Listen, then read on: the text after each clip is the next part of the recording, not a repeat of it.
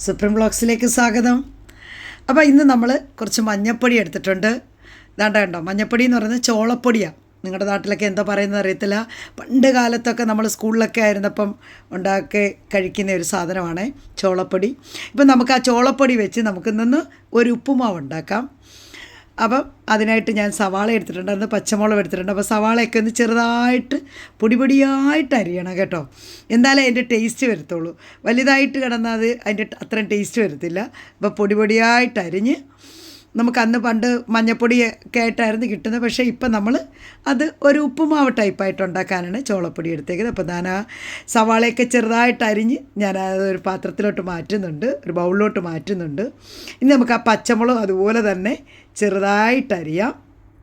അപ്പം അതും ഇതുപോലെ തന്നെ ചെറുതായിട്ട് കുഞ്ഞായിട്ട് അരിച്ചാൽ മതി. വലിയ എരിയുള്ള പച്ചമുളകല്ല ഞാൻ എടുത്തിരിക്കുന്നത്. അപ്പോൾ നമുക്ക് ആവശ്യമുള്ള ഒരു പച്ചമുളകും പിന്നെ ഒരു ചെറിയ പച്ചമുളകോടെ എടുത്ത് ഞാനതൊക്കെ അരിഞ്ഞ് വെച്ചിട്ടുണ്ട്. പിന്നെ ഞാൻ ആക്ച്വലി ഇഞ്ചി കൊത്തിപ്പൊടിച്ച് അരിഞ്ഞ് വെച്ചിട്ടുണ്ട്. നമുക്കിനി ഇത് റെഡിയാക്കാം. അപ്പോൾ ഒരു പാൻ അടുപ്പി വെച്ചിട്ടുണ്ട്. നമുക്ക് കുറച്ച് ഓയിൽ ഒഴിക്കാം. അത് ഞാൻ കോക്കനട്ട് ഓയിലാണ് ഒഴിച്ചിരിക്കുന്നത്. അപ്പോൾ ഇങ്ങനെയൊക്കെയുള്ള കാര്യങ്ങൾക്ക് ഒന്നീ നെയ്യ് ഉപയോഗിക്കാം, അല്ലെങ്കിൽ കോക്കനട്ട് ഓയിലാണ് കുറച്ചുകൂടെ ടേസ്റ്റ്. അപ്പോൾ ഞാൻ പാൻ ചൂടായിട്ടുണ്ട്, കോക്കനട്ട് ഓയിൽ ഒഴിച്ച് നമുക്കിനി 2 വറ്റൽ മുളക് മുറിച്ചിടാം. അതൊന്ന് ഇളക്കി മൂത്ത് വരട്ടെ. അതിനുശേഷം നമ്മൾ അരിഞ്ഞു വെച്ചിരിക്കുന്ന ഇഞ്ചിയാണ്. അപ്പോൾ ആ ഇഞ്ചി അതിനകത്ത് വെളിച്ചെണ്ണയിലൊന്ന് നല്ലപോലെ ഇളക്കി മൂപ്പിക്കണം.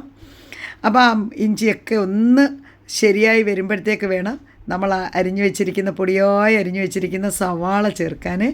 അപ്പം ആ സവാളയൊക്കെ പൊടിയായിട്ട് അരിഞ്ഞിട്ടുണ്ട്. അപ്പോൾ ആ സവാള ഇളക്കി നമുക്ക് അതും കൂടെ യോജിപ്പിക്കാം. അപ്പോൾ അത് യോജിപ്പിക്കുന്നതിൻ്റെ കൂട്ടത്തിൽ തന്നെ നമ്മളൊരു പച്ചമുളക് എടുത്തിട്ടുണ്ട്. ആ പച്ചമുളകും കൂടെ നമുക്ക് അരിഞ്ഞത് ചേർത്ത് ഇളക്കണം, നല്ലതുപോലെ ഇളക്കണം.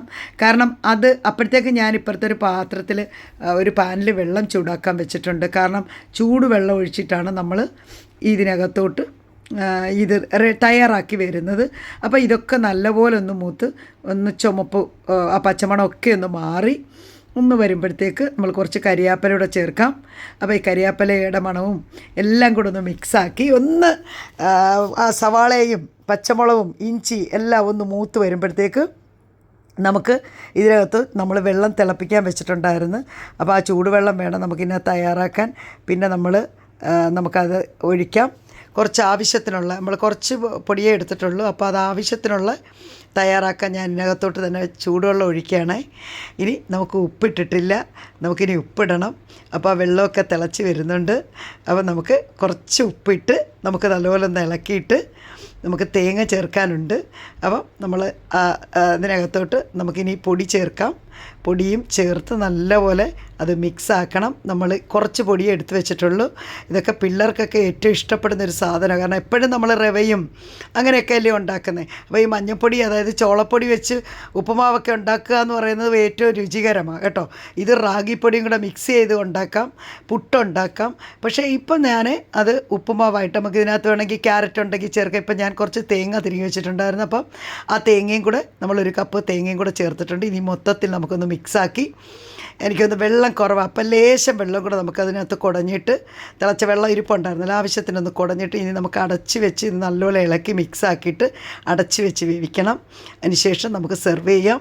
രുചിയായിരിക്കും. കാരണം എപ്പോഴും എല്ലാം നമ്മൾ അരിയുടെയും റവയുടെയും ഗോതമ്പിൻ്റെയൊക്കെ അല്ലേ. അപ്പോൾ ഇങ്ങനെ ഒന്ന് ഉണ്ടാക്കി നോക്കിയാൽ കുറച്ചൊരു വെറൈറ്റിയാണ്. എല്ലാ കുട്ടികൾക്കായാലും മുതിർന്നവർക്കായാലും ഒക്കെ കഴിക്കാൻ പറ്റുന്ന ഒരു ഫുഡാണ്. അപ്പോൾ നമുക്കതൊന്ന് ആവി കയറട്ടെ, നല്ലപോലെ ഒന്ന് വെന്ത് വരട്ടെ. അപ്പോൾ ഏകദേശം ഇത് വെന്തിട്ടുണ്ട്. ഏറ്റവും ബെറ്ററായിട്ടാണ് നമ്മൾ അത് എടുത്തിരിക്കുന്നത്.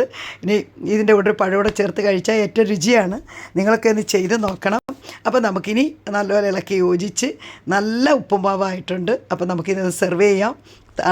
നല്ല കട്ട പിടിക്കാതെ തന്നെയാണ്.